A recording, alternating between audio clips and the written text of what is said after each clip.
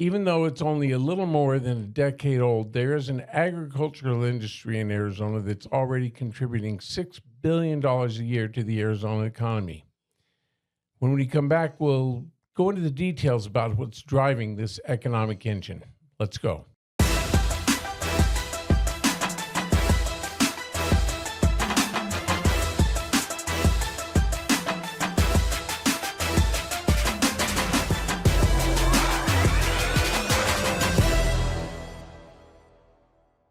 Welcome back, everyone. Jeff Oldfather here, your host with the Southwest of Center podcast. This episode, in case you haven't already guessed it from the intro, is about the Arizona wine industry.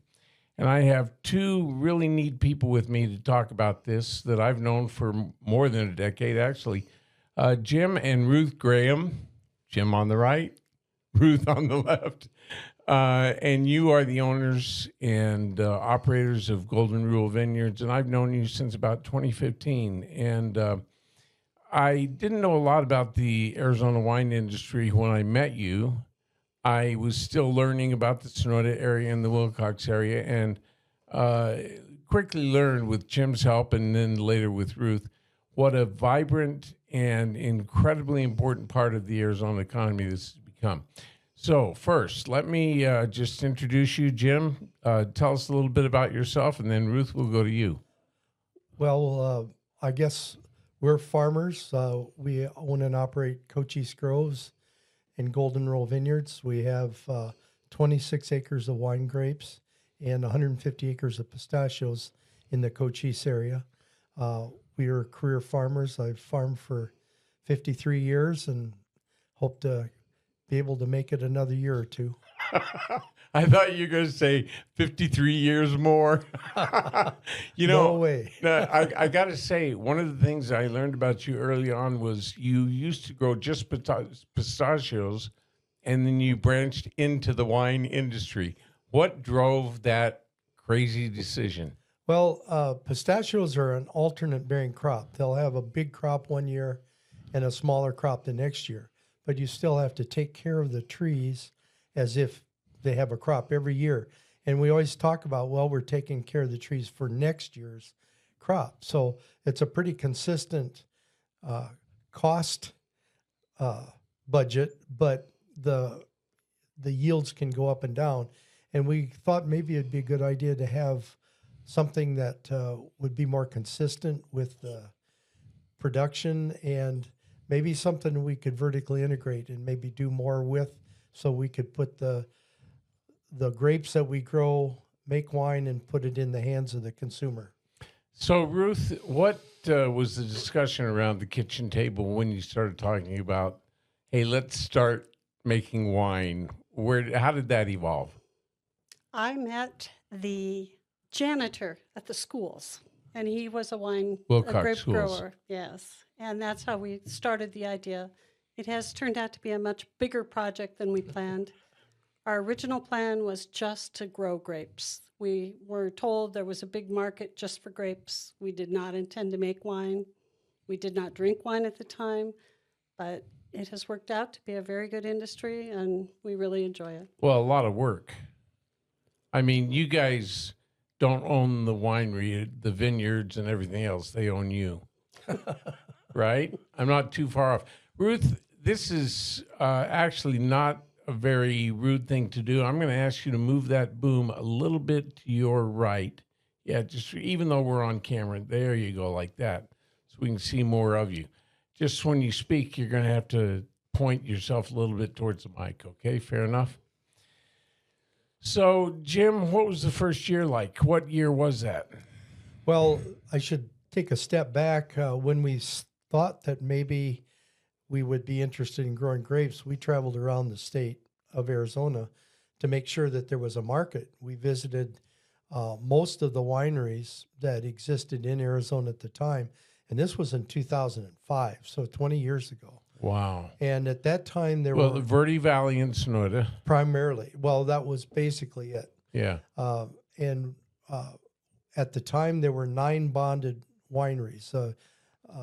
Only 9. Yeah, the government, the federal government and the state government both have liquor departments that we have to adhere to the rules. And these bonded wineries were able to make and sell wine. And there was a market. We wanted to make sure that if we grew the grapes, we could sell them. And we were encouraged to grow the grapes because at that time in 2005, a lot of the grapes were still coming in from California. The wineries were small and they were trying to develop their vineyards, and they were very encouraging about us growing grapes. So we made the decision, and in 2006, we set about to learn something about. I worked with another vineyard in the Kansas settlement area to learn about actual grape production. In 2007, we planted our first vines. So, And there was never any question in your mind that you'd make a go of it. Well, let me direct that to Ruth. Ruth, was there ever, especially early on, ever any doubt in your mind? I mean, you're farmers. You had to take a look at grapes as a viable crop and say, yes, it is. But what about the doubts? Were there? Well, there are doubts because, one, it's a long lead time. You have to plant the grapes. You don't get to harvest them for 3 years, and it's another 2 years. So you have a 5-year lead time. Wow. And that is that. But with a pistachio, you have more like a 10-year lead time. So I guess it was half of what it used to be. And at the time, there was a lot of demand for the grapes. Yeah. All right. Well, so Jim, you did not set out to do the winery and make wine yourself. You set out to grow the grapes. that's correct. All right. I'm going to point out an interesting stat, but I want to get into a couple of things here first. By the way, I'm not a genius. You can find this information online in 20 minutes for anyone that's interested, but it really surprised me to find out how really strong the wine economy is in Arizona.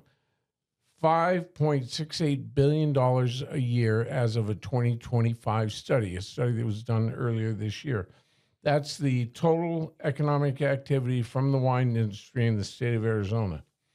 Now that's up from 4.25 billion in 2022. So that much growth in 3 years. Jobs, more than 32,000 jobs are associated with the Arizona wine industry, and wages $1.5 billion as of 2023. So that's only gone up since then. Now, one thing that I want to do here real quick, because Jim and Ruth have touched on it, the Wilcox AVA agricultural viticulture area, I think is what. Yeah, American viticultural area. Viticulture area. 74% of the state's wine grapes are grown in the Wilcox area. Now, I didn't realize that. So when you started out, you were obviously tapping into something that was very important, that is growing the grapes. That's a lot of grape, activity growing the grapes for the entire state of Arizona. And it says, when you read some of the stats and the reports, that without the Wilcox AVA, there would virtually be no wine industry in Arizona, or it'd be very much smaller. So did you realize that when you jumped in? No, we were pretty unprepared. We just thought. You mean for the demand? Yeah, well, unprepared with the whole industry. We knew a little bit about growing pistachios, but we didn't know much about growing grapes. And we were hoping that we would have a market for the grapes. The Wilcox area has grown exponentially. And as you say, the very large portion of the grapes that are made into wine in Arizona do come from the Wilcox area. We're fortunate. We have a good microclimate. The water is good, although we have to be careful with our water. And one of the great things about grapes is that they're a low water use crop. Right. So it fits really well as we work toward having some restrictions on our irrigation water. The grapes fit that perfectly.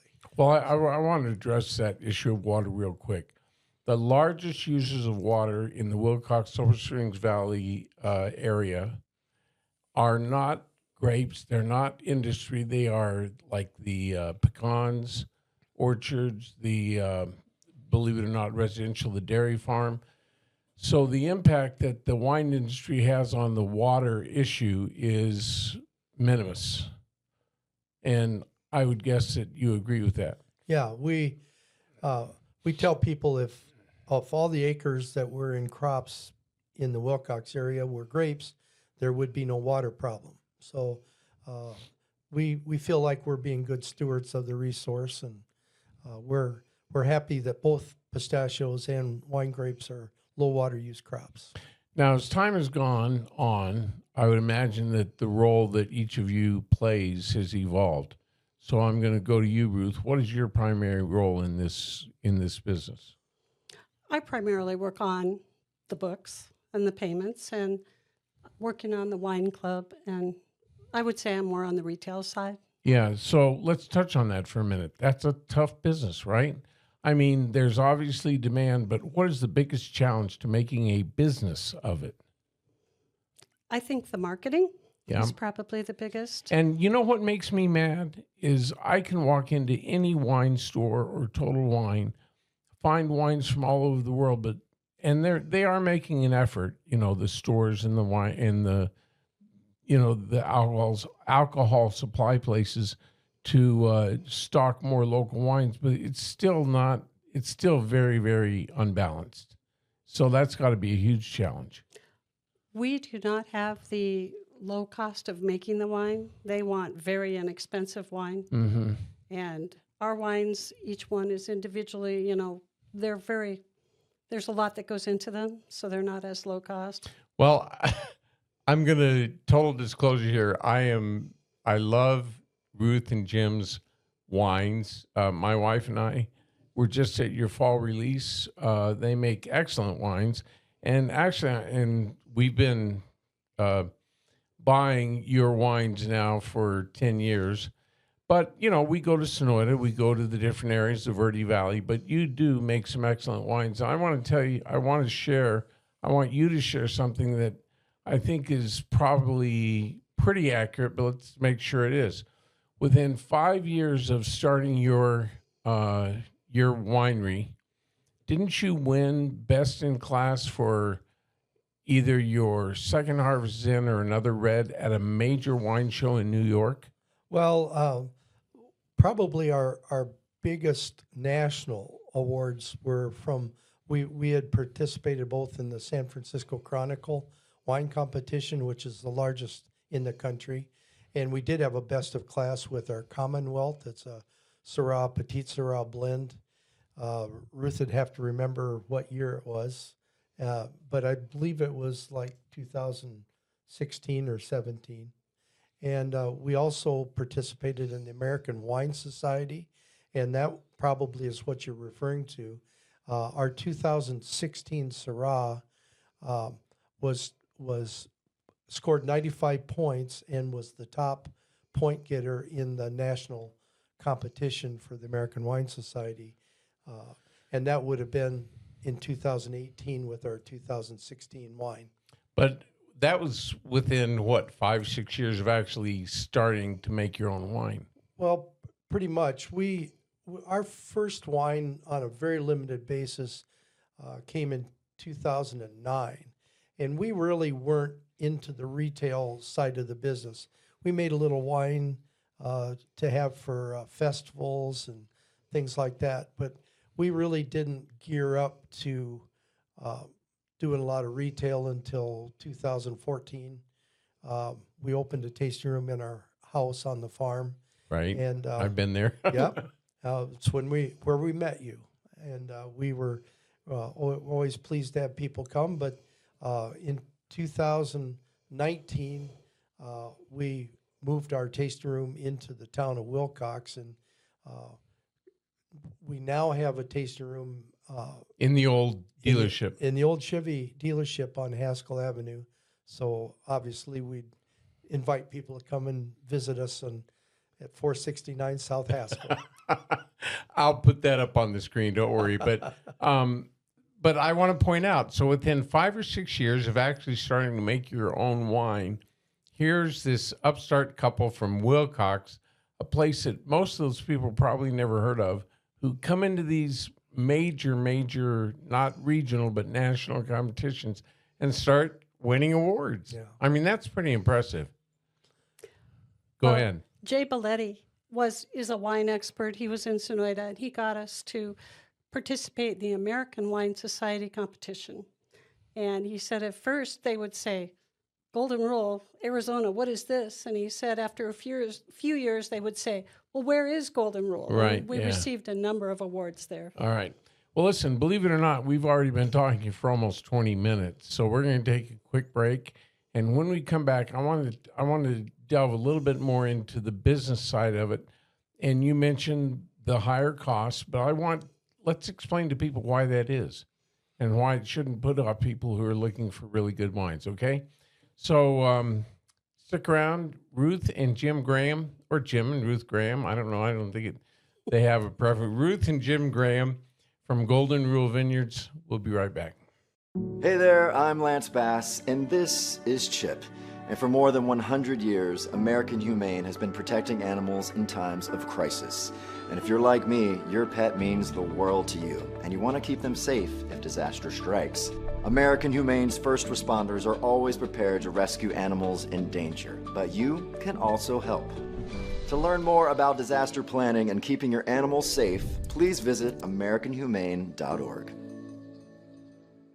And welcome back, Jeff Oldfather, your host for this episode of Southwest of Center Podcast. My guests, Jim and Ruth Graham, owners of Golden Rule Vineyards, and we're talking about the economics of the wine industry and the incredible economic impact on Arizona's economy. $5.65 billion worth of economic activity to the state in the year 2025. That's a lot of money, 35,000 jobs. One thing I want to mention is the wine tourism part of all of this has really grown. And I just want Jim and Ruth to explain what wine tourism is and, how that works. So tell me, what is wine tourism and how does it work for you? Go ahead, Ruth. Well, when we first got into this, first Jim thought the hard thing would be to grow the grapes. Then we thought it would be to make the wine. Now we definitely think it is to sell it. It is not a matter of having a good product. It's a matter of having entertainment. People want to come and experience the vineyard, experience the people that are involved in it, and they want to have something that is worthwhile for them to come. When you say entertainment, what do you mean? Are you talking about like music, or is it just the vibe connected with the winery? Well, I think it's that they feel engaged. They feel Right. that they've learned something. They feel that they're a part of it, that they have a stake in it. One thing that you did, and I guess this was a special event. I don't know if it was a release or not. I guess it was, where you had the different wineries and you had the blending class. All right, that was a lot of fun. What was that event all about? Well, we called it Bricks Rising. It was in That's August. right, yeah. When we bought the Chevrolet dealership building, we looked at it, the large size, and we said, we ought to do events here. And the nice thing about it, in Arizona, it can be windy, it can be rainy sometimes. The wind can blow, it can be hot. We wanted to have events that we could hold indoors where people knew that they could come and be comfortable. Mm-hmm. We invited 3 other wineries that buy grapes from us. We're one of the few vineyards that has grapes for sale to other wineries. And so we invited 1764 vineyards. We invited Amphalos wines from they have a vineyard in the Wilcox area. They did buy some fruit from us. And we invited a gentleman named Bill Sanders from Desert Blossom. He's down in the Sierra Vista area. Each of them buy grapes from us, and we're trying to promote. We like to think that a rising tide lifts all ships, and so we we had this event, and it was very nice. We had a good turnout, and we look forward to having another event. We have one tentatively scheduled for March 21st of 2026. And that'll be what? Because I got to get it on my calendar. Well, a similar format. We'll invite some other wineries to come in, people that buy grapes from us, and Is it called Bud Break? we're thinking the Bud Break Blowout. So, Bud break meaning the bud of the that's about the time. vine. It's about the time of the year when we start to see the vines breaking bud and start to grow new shoots, new canes for the 2026 season. You know, I have to say, you don't really need an excuse to drink wine, but that's as good as any I've heard. All right, listen, first of all, this is blacklisted, and I want them to explain the label, but this is one of their wines, one of their excellent wines. Yeah. And by the way, there's a lot of really, really good wineries in the area, both in Wilcox and Sonoma. So don't think that I'm not paying attention to them. We'll get around to it. But I knew Jim and Ruth, and this is something I've been wanting to do for quite a while, is talk about the wineries in the area because they do contribute so much. But Jim, tell the story about Blacklisted. Well, when we started the vineyard, we wanted to have a name that would give people a good impression and maybe would represent who we are. We live on Golden Rule Road. The Golden Rule Gold Mine is right at the north end of the Dragoon Mountains, which you can see easily from Benson. Right. And so it seemed a good fit to call it Golden Rule Vineyards. And then as we had wine blends, we needed fanciful names to call them. And Cochise County has a long history of mining. So we started researching mine names. And one of the names that came up was Black Diamond.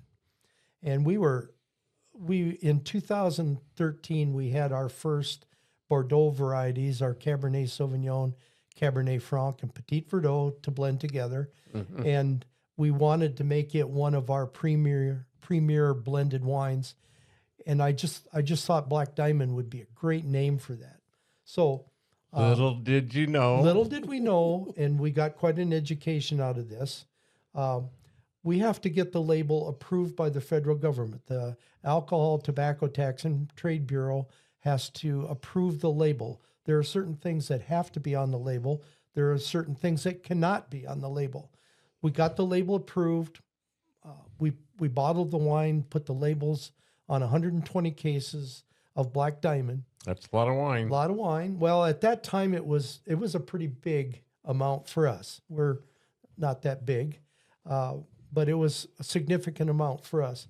A month later, we got a letter from the attorney for Francis Ford Coppola. Francis Ford Coppola, the movie director, right, has wineries in California. The attorney said, Mr. Coppola has the word diamond and the diamond shape trademark for wine. You cannot put the word diamond on your label. Cease and desist. So Francis Ford Coppola was threatening to sue us. Well, okay. So long story short, the next year rolled around. We had to have a different name. We chose to relinquish the label. We could sell through that inventory, but we could never use the word diamond on our label again. And our son was working with us at the time, and he, a very clever young man, he said, Coppola is big in the movie industry, and they had all that communist blacklisted controversy back in the 1950s. Let's call it Blacklisted.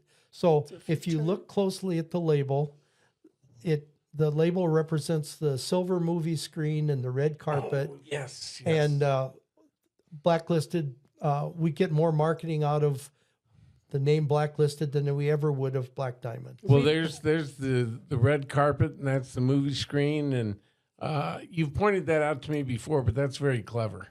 We've been blacklisted. Well, and that's one of the best wines you have, I would say. It's our most popular, yeah. Yeah, all right.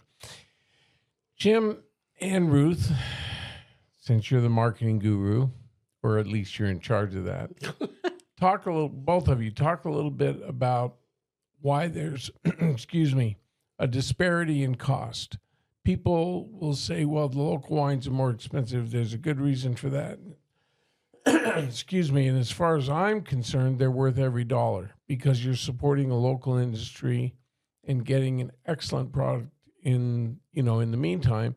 But why talk about the economics that go into one bottle of wine? Oh, before we go any further, hold up, Jim and Ruth, hold up the wines that you have there and just say the label and the name of it. You've got, Am I holding up this way? yeah. I have the Eureka. This is named after a mine in the Huachuca Mountains. This is our Super Tuscan blend of Sangiovese, Cabernet Sauvignon, and Petit Verdot. And this has actually been our top seller this year. Really? It got best in class at Arizona Wine Growers this year. There you go. Jim, This is our Cabernet Sauvignon. what vintage? It was our, actually it was a non-vintage that we put in the Arizona Wine Growers. It was also chosen best of class. So we had 2 best of class in the statewide competition. And it's straight Cabernet Sauvignon, and it's, been very popular for us. Is this the cab that I got at the fall release? Well, it would actually, what you got is the 2024, which is our newest wine. Right. The wine that we got our competition award for was previous vintage, and we just got notice of the competition for this winter. So we'll be putting our wines in the Arizona Wine Growers competition again this year. Well, let me just say congratulations, well-deserved. A lot of work. I've seen just a little bit of the work that goes into this, but well-deserved. I mentioned to Jim and Ruth when I was there about 3 weeks ago, 2 weeks, 3 weeks ago, that I had a 2015 Syrah from Golden Rule Vineyards. However, I was wrong. I do not have the 2015. I have the 2018. So any advice on when to uncork or open that bottle? Well, by the way, I love your Syrah. and from a farmer standpoint, I love Syrah to grow. It's our probably our most consistent wine. It's a big, full-bodied wine. And I'm not a winemaker. We've been fortunate to have when we owned our own winery. We had a winemaker that could make good wine, and we now have transitioned. We had a partnership with some other vineyards in the Wilcox area, Strive and Birds and Barrels, and the principals in those businesses are now making our wine. We've sold out our share of the partnership, but they're doing very well. The Syrah makes a really good wine, but everybody should drink what they like. I particularly like Syrah. Well, the one I have is 8 years old now.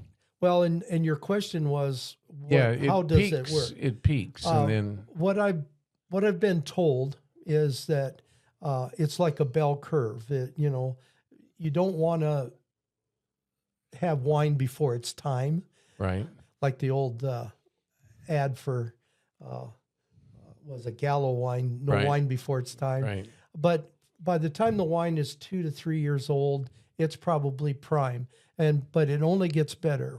Probably from 3 to 7 years is the sweet spot. Okay. By the time it reaches 7 years, it's probably right time to enjoy it. So I got to run home and open that bottle tonight.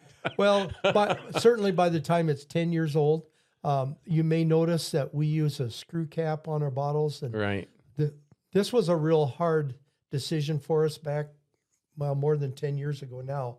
But the right one. Well, the corks are expensive, and they're also, they have to be taken from cork trees, and they got kind of expensive. And the screw cap is much more convenient, and the technology of the screw cap has gotten much better, so that people at first were equating wines with screw caps as cheap wine. They actually do a better job of preserving the wine now than a lot of the corks. Right. So Plus, you can get, I've heard the term corked, Yep. where the cork actually turns on the wine. Is Yep. that right? Cork Yeah. taint, yes. And that was becoming more of a problem. If you buy a really high cost premium cork, you can probably avoid a lot of that. But we chose to go the screw cap route, and we're not sorry we did. It Good. works better. Good. Well, so this is what I know from previous discussion. You have a lot of labor and time. It's a very time-intensive industry. Excuse me. In every bottle, your cost is about, you said, between $8 and $10 a bottle, and then there's the marketing and getting them to a distributor and getting them to market, which is why there's a disparity in the price. Now, I want to stress, I think it's very important to support local, right? Whether it's a local shoe store or a meat store or a winery. And I think the wines are worth it. In fact, I think more and more people are coming to believe that. And but explain how that works. Explain the challenges of getting that wine to market. Go ahead, Ruth. Well, the social media is an area that we don't do well in. We're not very adept at that. All right. Any social media whizzes, you give me a call. I'll put you in touch with Jim and Ruth. Please do that. Yeah. We rely a lot on word of mouth. We rely a lot on references. Mm-hmm. And the comments that people put on the website and give to our wine are important. Is it goldenrulevineyards.com? Yes, it is. Pretty easy to remember. Yeah. All right. So what is the big challenge, though? Is it getting the distributors to get that wine into the market? That is a challenge. We do have one distributor, but I wouldn't say that he moves a lot of our wine. We do attend festivals, and we do private events, and like I said, we just went to Tohono Chul to the gastronomy. Oh, yeah. Explain that. How'd that go? It was very nice. It was a private event, and it was the people, I think primarily their members were there, so we had a chance to really talk to people. That's when our marketing is the most effective, is when we can touch people one-on-one. The fall release and the tastings that you have, how big a part of the business is that? I would assume not huge. Well, actually, we try to emphasize our retail. We do have a tasting room manager, and obviously, the more wine we can Dale? Dale, Yeah. Dale Angel, a wonderful guy. We're we're very thankful that he's our guardian angel. So. Very good. But he does a great job. He's very personable, especially for people as close as Benson to go to Wilcox. Come and meet Dale. He's a delightful guy, and he knows wine. He'll talk about our wines. But we do try to emphasize our retail. We have a wine club.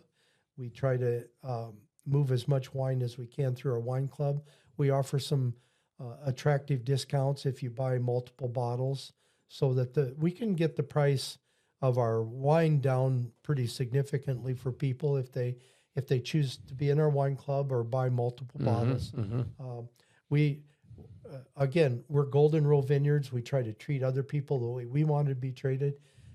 We want to give you good value, and we want to stay in business. So yeah. That personal touch, I think, is very important. And I don't know, I've spent time in Oregon and California, and I visited wineries where you walk in, they're very impersonal. Here's the wines, here's the tasting, blah, blah, blah. I've got my own winemakers sitting right here. That's how I feel. I really do, which makes a big difference. It really does. Well, we have been talking now for almost another 20 to 22 minutes. So, ladies and gentlemen, we're going to take a quick break. When we come back, more with Jim and Ruth Graham from Golden Rule Vineyards. Stick around. First, they said cigarettes were safe. We know how that turned out. Now, they say they didn't market e-cigarettes to teens. Fact, more than 1 in 4 high school students are vaping, and 80% say their first e-cigarette was flavored. Vaping is harmful to developing brains. The reason we think vaping is safe? Marketing. Same lies, different day. Tell Big Vape to quit lying. Welcome back, everyone. Your host, Jeff Oldfather, for this episode of Southwest of Center podcast. My guests today, Jim and Ruth Graham, owners of Golden Rule Vineyards, and we're talking about the ins and outs of local wine production.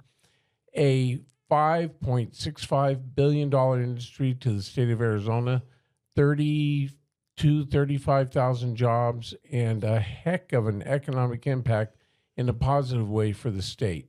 So without further ado, let's get into the last portion of our program. You were saying during the break that you would like to mention the other parts of this industry in Wilcox, your fellow wineries. Take it away. Yeah, we're members of an organization called Wilcox Wine Country. It's I think we're 9 wineries and vineyards that have bonded together. We support a festival in May and in October. That's the Wilcox Wine Festival. Wilcox Wine Festival.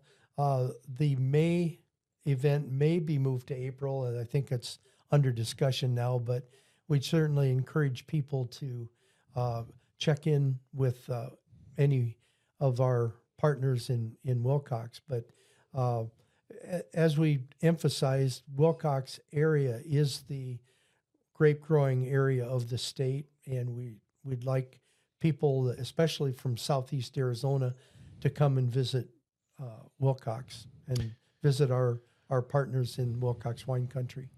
Ruth, do you want to add anything about your partners? No, I think that if, like Jim said, raise the water and all the boats rise. Actually, why don't you say raise the wine in the glass and all the boats rise with it? That's very good. That's very good. But it also brings more activity to our area, to our restaurants and to our hotels and to the Chiricahua Mountains and the Cochise Stronghold. We have a lot of beautiful things in our area. Yeah, I was going to say, when we come over and visit, we stay across the street at the Sunset Inn, and that's renovated. Right. Excellent property, $109 a night. You know, we're going to have a tasting. We're not going to drive. I would tell you right now, don't enjoy your wine and then drive, but do what we do. And then, there are several restaurants very close. Right. So it's an economic driver for the hospitality industry and the restaurants as well. So you're right. It really brings a lot of benefits to all sectors of the economy. So talk a little bit about the labor and how that contributes to the cost. Go ahead, Jim. Well, we mentioned we have 26 acres of grapes, 21,000 grapevines, and every one of them has to be hand pruned, shoot thinned. No big machines here. No big machines. And then when harvest comes, we're very fortunate. We share a crew with Keeling Schaefer Vineyards. These gentlemen are delightful. They come in and pick our grapes, and they work so hard. We're in awe of their ability to, do the work, but we appreciate the labor that we get. And also the winemaking is all very hands-on. This is not. Yeah, explain that. It's not big equipment. It's bin by bin, and there is a lot involved. We have to fill the bins and transport them, and then crush, and it's all hand labor. Didn't you used to have a thing where people could come and stop the grapes? Well, that happens, but from a commercial standpoint, it's not like I Love Lucy, where sometimes the winemakers like to do a grape stomp for the special characteristics that they seem to get out of actually foot stomping the grapes. And but what I'm impressed with, and again, I emphasize I'm not a winemaker, but I've learned some about it's a chemistry class. Believe me, yes. They have to be very careful about the pH and the acid. Just so much about it, and they need to know what's the correct yeast to work with. If you have a Syrah, you might use a different yeast than you might use in a Cabernet Sauvignon or something like that. Yeah. And the winemakers are trained, and they have to be on top of it. The ferment takes 7 to 10 days typically, and then they have to monitor the conversion of sugar to alcohol. There's just a lot that goes into the actual winemaking. Once you get past that, there's the bottling and the marketing and the labels. And so there's a lot of different steps to get the bottle into the customer's hand, but it's done with a lot of love. Oh, I believe it. Tell me what makes, we got 3 bottles here, and I'm showing a lot of willpower that I haven't opened one yet. But all kidding aside, tell me what makes a good bottle of wine. And with that, I know it's subjective. Well, most winemakers will tell you it starts in the vineyard. We've been fortunate. We have a good spot for our vineyard. By the way, how many varietals or how many different labels do you have? We have 9 different varietals. They're all red varietals: Sangiovese, Syrah, Cabernet Sauvignon, Petit Syrah, Grenache, Mourvedre, Cabernet Franc, Petit Verdot, and Aglianico. Wow. And from those, we have our standard blends. We brought our Eureka, which is a Super Tuscan blend. It's Sangiovese leading. That means most of it is, the largest percentage is Sangiovese. Right. But we also blend some Cabernet Sauvignon and Petit Verdot in it. And then our blacklisted, which we told the story about Francis Ford Coppola, is our Bordeaux variety. It is Cabernet Sauvignon leading, largest percentage, but we also blend Cabernet Franc and Petit Verdot with that. And then the one in front of you, Jim. This is our straight Cabernet Sauvignon. It's 100% Cab, and most people are familiar with Cabernet Sauvignon, and we're always pleased. We seem to have pretty good Cabernet Sauvignon. As I bragged about, we were best of class with our wine back in January. I would suggest to anyone that wants to know a little bit about wine, what makes good wine, that they go online and read about dry versus other types of wine and fruit forward. Just learn a little bit about the terms and understand what differentiates one wine from another. And I had a very good friend tell me that the best wine is one you like. And that's true. Okay. So what you said you like, which one do you like? The Syrah. I like a Syrah. And Ruth? I like the Eureka. I like the Super Tuscan. We could sit here for an hour and still just barely scratch the surface. Where do you want to go from here? Well, I just want to come in. We do tell people you should only drink what you like. Come into our tasting room. You can taste a number of different wines, and we support all the wineries in Southeast Arizona. We certainly have friends in the Wilcox and the Sonoyta area that produce really good wine. And if you want to make a trip up north, Cottonwood has some really good wines, and we sell a lot of grapes up into the Cottonwood area. Oh, I'm glad you mentioned that, because Carrie and I like to travel, and Cottonwood is one of our favorite places. There's a great RV park up there. There's also the, what's the name of that boutique hotel? I'm trying to think. I can't think of it, but there's a hotel there right on Old Main, and it's next to, 6 or 7 wine tasting rooms. But what I'm getting at is every time I go up there, I always ask them, where do you get your grapes? Wilcox. I would say that most of the wine, in fact, everyone I've ever asked gets their grapes from Wilcox. Well, a big part of that, some of the wineries up there have recognized the benefits of growing grapes in the Wilcox area. And so several of the significant wineries up there have their own vineyards in Wilcox. And like I said, we grow grapes for other wineries, and some of them may have actually come from Golden Rule Vineyards. Yeah. And then, of course, there's Sonoyta, and there's, 21 wine. I don't know. There's a lot there. Yep. And very good ones, too. Very good ones, yes. And I would like to mention a few, but that'll wait till another podcast. All right. Thank you so much for joining me. Believe it or not, we've gone almost an hour. And, we'll have you back if there's, stuff that we haven't covered today. And maybe we'll have you back in advance of the event in April. You said April, not May. It's in March. Oh, it's in March. March 21st. Our event is March 21st, and Wilcox Wine Country might be in April. The Wilcox Wine Festival. Yes. Right. Yeah. All right. So your event is in March, and that's the Bud Break Blowout. Break Blowout. Good enough. All right. Ladies and gentlemen, thank you for joining us for this episode of Southwest Center Podcast. My guests today, Jim and Ruth Graham, we just barely scratched the surface of what it means to be part of the wine industry in Arizona. But remember, it's a robust industry, and not only that, you can drink it. Catch you next time.